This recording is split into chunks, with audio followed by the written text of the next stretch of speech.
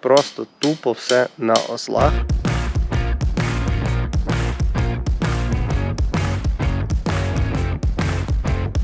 Ти заїдеш в Єллоустоун, охуєш. На заставках Windows все оце з національних парків. Таке круте і нереальне. Там страшно. То ви за неї не платите взагалі нічого. Ти взагалі не маєш права туди заїжджати. Ну що, друзі? Ви на каналі Load and Go. Друзі, привіт! З вами знову я, Денис. Якщо ви мене не пам'ятаєте, це я, Денис. Сьогодні ми трохи поговоримо з вами про подорож, яка відбулася в моєму житті, коли ми їздили в Колорадо, проходив я Ironman. Трошки відпочивав, трохи працював. Дивіться, що буде далі. Дуже цікаве відео повинно бути. Думаю, вам воно зайде. А якщо не зайде, пишіть коменти, щоб ми знали, що можна поміняти і що зробити кращим. Так що, поїхали! Давайте трошки поговоримо про національні парки в США. Тому що я, моя дружина Марта, Віталік, Софія, всі ми обожнюємо, любимо і подорожуємо по Америці. І дуже часто ми вибираємо національні парки. Тому що національні парки – це самий топ. Їх є дуже багато. Yellowstone Teton National Park, Sequoia National Park. Всі вони просто офігенніші.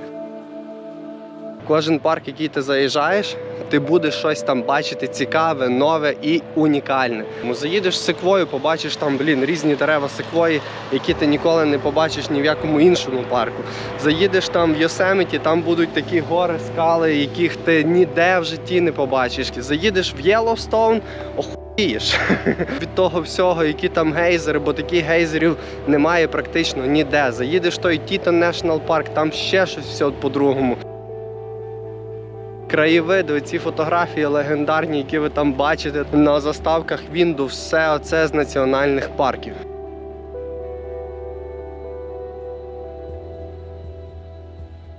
Так, якщо ви мене запитаєте, чи є щось таке в Америці, щось унікальне, що можна побачити, чи є якісь штуки, куди не вартує їздити і так далі, то я вам скажу так. Перед тим, як ви кудись їздите, обов'язково подивіться або на Ютубі, або запитайте в чата GPT, або загугліть, куди ви їдете. Тому що часто буває таке, що ви приїжджаєте в якийсь національний парк, а там є щось таке круте і нереальне, і ви думаєте, я туди хочу 100%, але ніхуя, вам нічого не виходить, бо ви не забукали перміт, який можна забукати там 6 місяців до того, як ви туди приїдете. Будьте якось, плануйте то все, що ви там будете робити. Бо дуже часто буде таке, що ви не попадете в найкращі місця лише через те, що ви не купили колись там якийсь там перміт. Наприклад, є одна з найкращих точок, де ми коли-небудь були, Тавасупаї Фолс. Це водоспад в Аризоні, який знаходиться між каньйонами в індійській резервації. Тобто, щоб туди дойти, вам потрібно мати перміт, який ви можете купити 1 лютого в 8 ранку. Плануйте наперед то, що ви хочете побачити і то, що ви хочете робити. Це моя така рекомендація на рахунок подорожей. Якщо ви хочете по національних парках шлятися, так як ми любимо це робити, то потрібні перміти. Так що майте на увазі.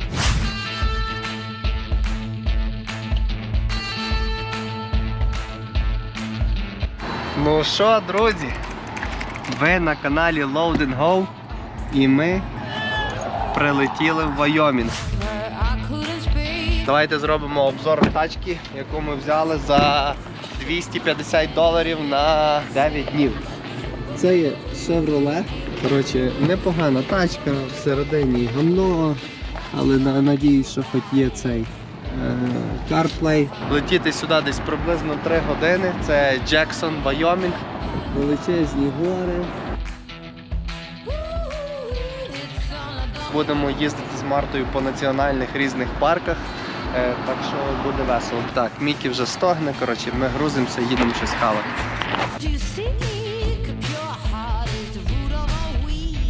Скільки ми витратили часу, грошей на ці всі переліти, все залежно. Якщо це десь в районі 1000 миль переліт, це десь буквально 2 години польоту. Не так довго, комфортно. До речі, моя любима авіалінія – це Southwest, тому що там можна 2 сумки великих на людину безплатно брати. Дуже комфортно, не треба переплачувати. Ми завжди літаємо майже тією авіалінією. Переліт, наприклад, ми літали в Колорадо, в Денвер, Колорадо. Це досить дешеві квитки, можна і за $200 купити раунд-тріп на людину. Тому я вважаю, що це дуже дешево. Рент машини не є дорого в Америці. Будь-де би ви не їхали, це буде все одно в районі $500, я би так сказав. І ми одного разу в Колорадо забукали на більше, ніж на тиждень, там за $180 чи $170 офігенніший пікап. Тому бувають і такі халявні штучки. Переїзд, машина в районі $1000 виходить на 2 людей. Якщо у вас дитина до року або до 3 років, то ви за неї не платите взагалі нічого. От ми літали з Мікі. Мікі в нас вже побувало в 11 штатах. Ні одного разу ми за літак не платили. Приїхали ми в Монтану, в якесь маленьке містечко. І зняли тут Airbnb на 1 ніч. Ось в полі. І зустріли ми тут дуже цікавих людей насправді. Є чувак, в нього є свої осли. Я йому кажу, ну для чого тобі стільки тут ослів?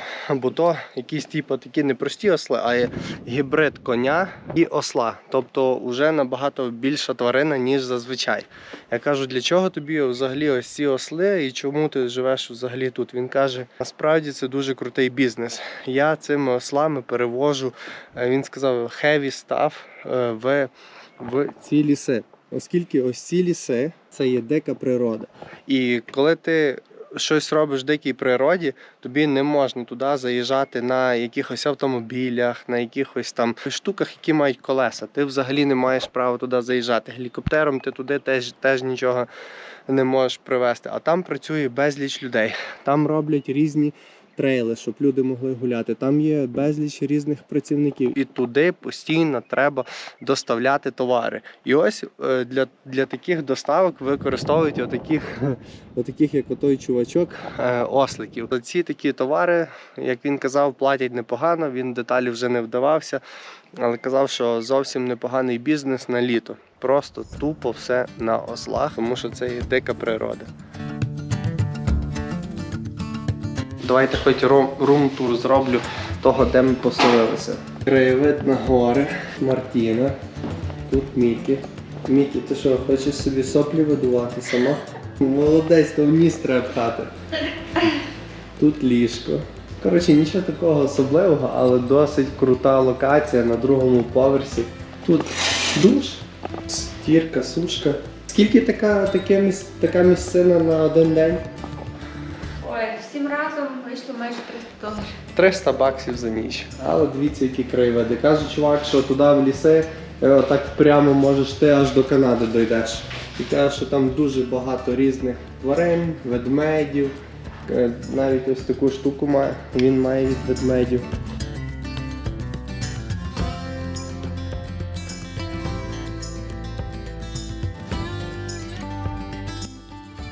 По оренді житла. Ми завжди букаємо Airbnb. Шукаєте, що вам підходить, що вам подобається, які ось там ціни різні бувають. Буває і за $100, буває і за $1000. Дивитесь, що вам подобається, де ви хочете жити і відштовхуєтеся від того. Дивитесь всюди. Ви маєте робити ресерч. Якщо ви хочете зекономити на подорожі, що багато людей хоче, ви маєте це планувати завчасно. Чим завчасніше, тим зазвичай дешевше. Такі парки, як я там називав раніше, Yellowstone, Teton National Park, часто буває таке, що вони працюють там, повноцінно працюють тільки декілька місяців в році через сніги. Починаються сніги, половина парку закривається, дороги всі закриваються і там все вільно. Вони чистять всі дороги, сніг розтає, там починається такий бум, що ви просто не будете мати де стати. І одна з найкращих штук, яка мені просто нереально подобається – Gypsy Guide. Where do we want to go next? Yellowstone? No. Yosemite? Oh, I was just listening to U2 the other day. Maybe we should go to Joshua Tree. Це, коротше, такий аплікейшн. Він підключається до GPS-у, він бачить, де ти рухаєшся. Ти під'їжджаєш до якоїсь точки, і чувак просто розказує історію тої чи іншої штуки. І він тобі завжди каже, через там, наприклад, 5 миль буде один з найкращих краєвидів в цьому парку. Тобто чувак, який вже давним-давно там все був, продумав всі історії, порозказував, він вам класно то все розчехляє, як купити, де білети, де зупинитися, де найкращі види, де найгірші, що можна пропустити, що можна поїхати. Це, самий топ. Я всім це рекомендую, якщо ви десь їдете в національний парк Gypsy Guide.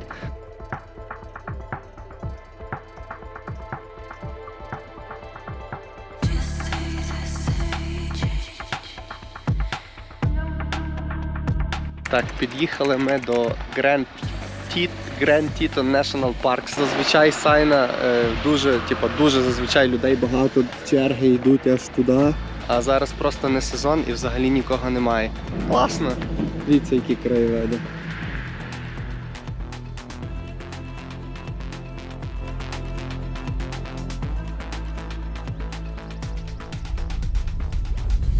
У нас плани змінилися трохи з Мартою. Мали в тому парку Teton Park бути декілька днів, але вже все там за перший день об'їхали і вирішили поїхати далі. В національний парк, який називається Yellowstone. І зараз ми, їдемо по полях в Айдахо, де вирощують картоплю. І це просто нереально, наскільки тут величезна територія. Просто нереально. До чого я це веду? Тепер зрозуміло, чому в кінці літа підвищується маркет на ріфери або і на драйвени з штату Айдахо, тому що це все переробляється, картопля виростає і треба її довозити, її повинні продати. Багато траків їде в Айдахо і в інших штатах не забирають інші вантажі, і маркет через це чуть-чуть піднімається. Так, зараз буде фільм, дивіться.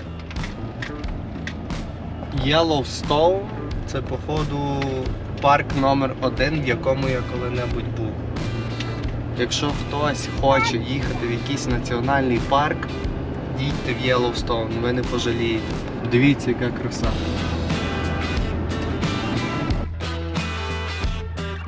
Не передати цю красу, коли ти їдеш в машині.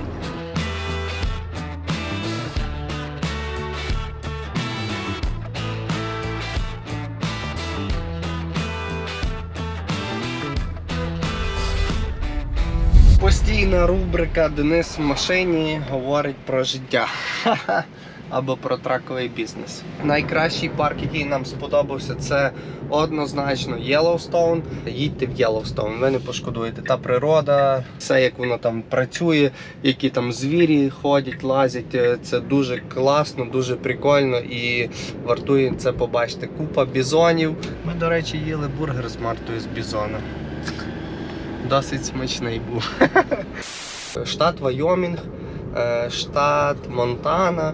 Вони насправді великі штати, але ніколи там нема звідти вантажів. І мені ось ця штука показала, тому що там є більшість національних парків і взагалі більше нічого крім того немає. Нам треба було їхати рівно 110 миль, щось типу цього. І коли ми виїхали, думка була, купимо собі кави по дорозі.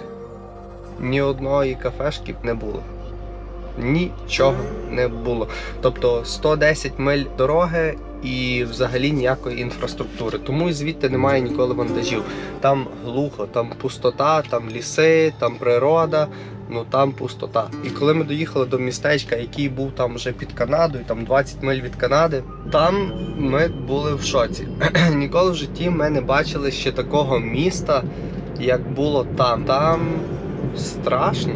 Там було настільки страшно. Всі хати розвалені. Така жорстка біднота. Знаєте, перед тим ми заїжджали в інші якісь grocery store купити продукти, і Марта каже, якісь такі люди всі, якісь такі виглядають на наркоманів. Я не придав тому уваги, нічого. І коли ми вже доїхали до того містечка, там всюди були сайни. Якщо ти залежний від наркотиків, позвони нам. Наркотики це не вихід. І ми почали гуглити, що за прикол в Монтані. І виявляється, що штат Монтана, він один з найбільш насичених штатів по наркотиках. Тобто дуже багато наркоманів, картелі працюють в Монтані.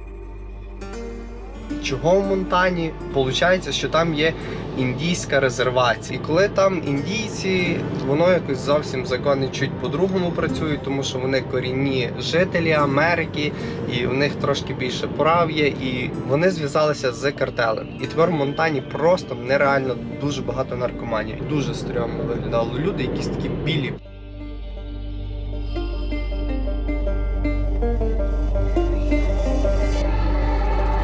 І ще один прикол, який нас здивував. Ми заїхали в національний парк, який був 25 миль від кордону Канади. І коли ми заїхали на одну точку, там фоткались з Мартою, під'їхала машина з Customs Border. Тобто імміграційна служба Америки їздила по парку і дивилася, чи там немає нелегалів. Вони в нас не перевіряли документи, тому що там було ми троє і ще якась одна пара старих людей. Якось вони так заїхали і проїхали звідти. Але цікаво, що би було, якби там було більше людей, чи вони перевіряли документи, чи ні. Коли ти в Америці, в тебе немає грін-карти, ти приїхав по ЮФО, весь час перебував легально в Америці і ти почнеш з нами працювати, ми тобі можемо зробити грін-карту для тебе і твоєї сім'ї. Скільки воно коштує? Дзвоніть нам за всіма деталями. Це не буде так, що ви повинні віддати в цілу суму, це буде потижнева оплата. Скільки це займе?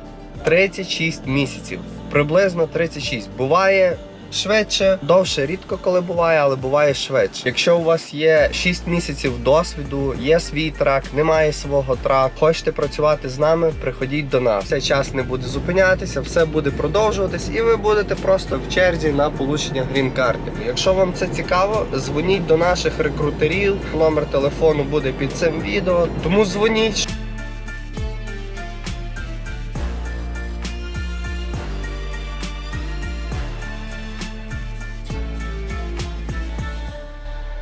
Класно, я дуже радий, що, до речі, почали до нашої компанії приєднуватися українські хлопці. Дуже приємно, насправді, аж посмішка на обличчі. Якщо ти українець, класний чувак, будь ласка, приходи, будемо співпрацювати, всі будуть раді тобі, будемо допомагати як можемо. Все буде добре.